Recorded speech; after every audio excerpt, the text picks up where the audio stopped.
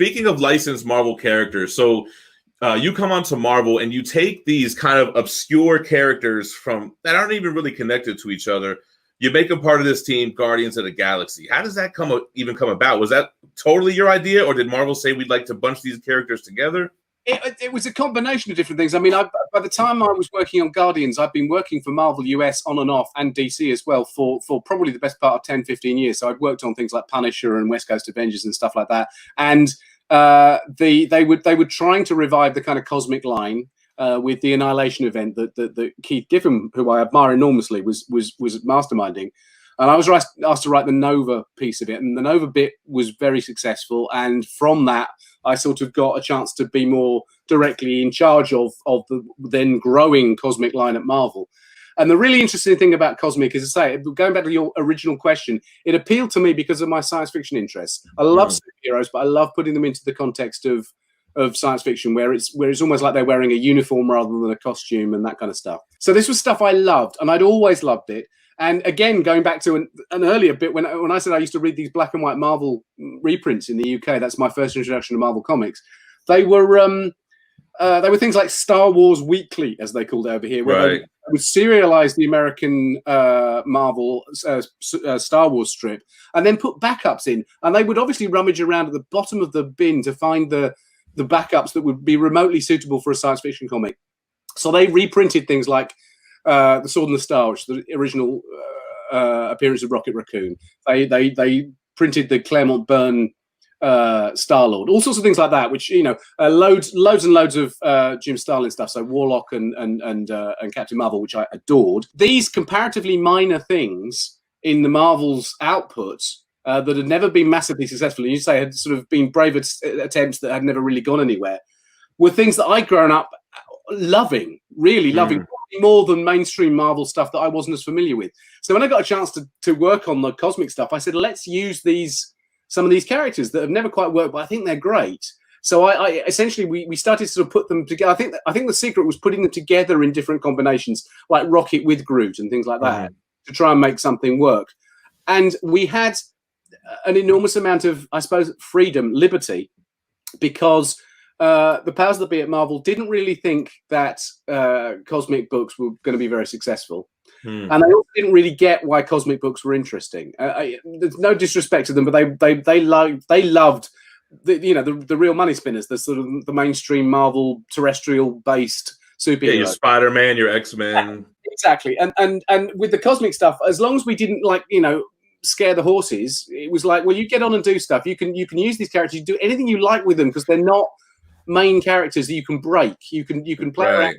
So we sort of did that to the point at which we got something of a cult following on Guardians, I think, particularly, and Nova as well.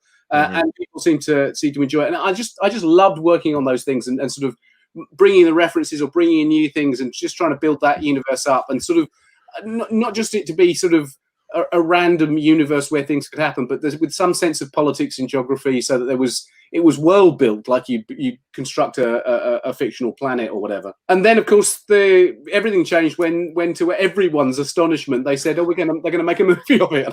That's what I was gonna get to. That, like, when you find out they're gonna make a Guardians of the Galaxy movie, are you like, why, or did you already get it? Like, no. I mean, it's not that I didn't think the story or the characters were good enough. It's just that this was comparatively early days in the Marvel cinema, and they'd obviously had a huge hits up to that point, and they just announced they were going to do that. I think to be honest, what they wanted to do was to see if they could do a science fiction movie rather than a superhero movie.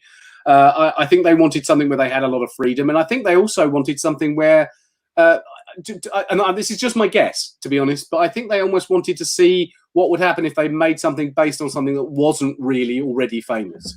So you've got the X-Men, you've got Iron Man or whatever, Captain America. But what happens if you take something that's a less obviously high-profile project? They could have been very confident, because Iron Man wasn't really that popular of a character before the MCU. That was a risk in itself. Yeah. I think so. But I think even on a comparative sliding scale, as a comic book fan, people have heard of Iron Man. They might not have heard of some things like that. So I think there was, anyway, that's what they did. I think it was more than anything an attempt to add a science fiction flavor to their universe. They could set some stories in outer space. I think they had their grand scheme in mind. And it worked, man. It totally opened up the cosmic universe. Now you have Thor joining them. Now you have what we had in the Avengers. You know, it's so funny to think of the butterfly effect that happened here. It had Marvel not reprinted these backup stories in their Marvel UK title. There you go. Yeah. Might not have led to your role in Annihilation. Might not have led to. It's one of the most successful and enjoyable movies of the MCU for me. I mean, I remember seeing the trailer.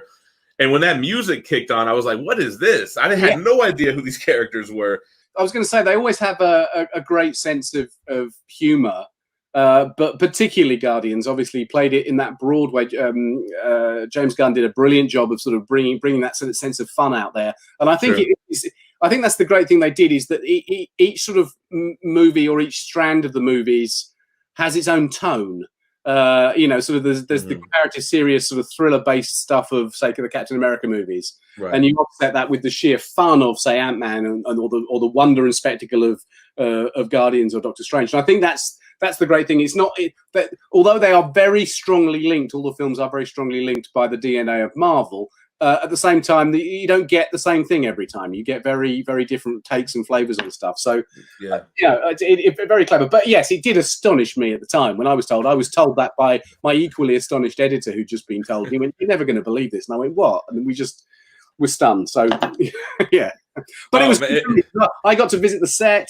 Got to meet them. I got to go to the premiere. You know, awesome. So great. We have a great question for one of our members. How did you feel about the casting for Guardians? I was delighted, and I think they work incredibly well. Really incredibly well. I write a lot of stuff, as you mentioned at the top of the show. I write a lot of comics for a lot of different companies. I write novels. I write all sorts of different things. And sometimes in my head, particularly with characters I've created, I've sort of mentally cast them just so I've got an idea of what sort of person it is. So it's not necessarily something I share with the reader, but it's just something to sort of for me to grasp onto, so that I can maintain consistency on a character. But sometimes characters are to me completely beyond casting. I have no idea who they be. They just are personalities that that sort of come into my head. So with Guardians, I hadn't cast these characters at all.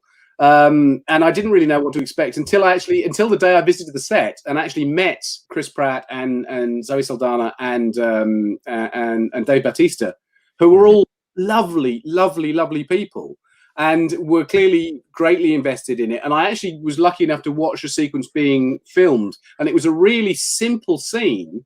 But the way James Gunn worked it was to do the scene and then keep doing it over and over again, throwing little suggestions in. So it was like a 3-line scene with the ship was coming into crash land. 3-line scene. But they do a take and he'd go, "That was really funny. It was really funny when you did that. So can you do that a bit more? And what was it you said? You ad-libbed something, Chris. What was it you ad-libbed?